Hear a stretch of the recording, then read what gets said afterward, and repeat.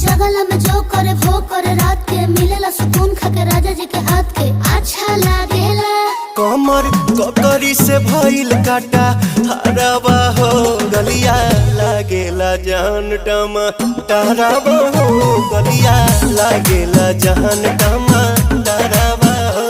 कहे तोर गया तुझको मैं पार करना अपने खाला पहले हम के खिया करना तबे भइल बा कमरिया मोर चाह करना तबे भइल बा कमरिया मोर चाह करना चाह करना।